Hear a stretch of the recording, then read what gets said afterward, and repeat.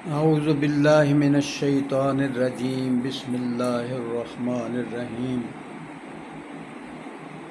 8वां पारा सूरा अल-अराफ 6वां रुकू 6वें रुकू का निचोड़। इस रुकू के अंदर आराफ वालियां दी दस्या गया है कि दुआ कबूल की जाएगी तो वो जन्नत च दाखिल कर दिते जाएंगे।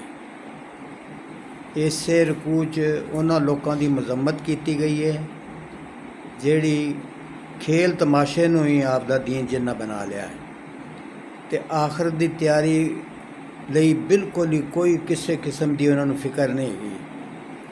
हुण दिहाड़े क़यामत दे भैड़े अपने अंजाम नूं वेख के ते आपदी जिहड़ी सुस्ती च जिंदगी गुजारी है उहदे ते अफसोस करनगे, पर हुण इस अफसोस का कोई फ़ायदा नहीं होएगा।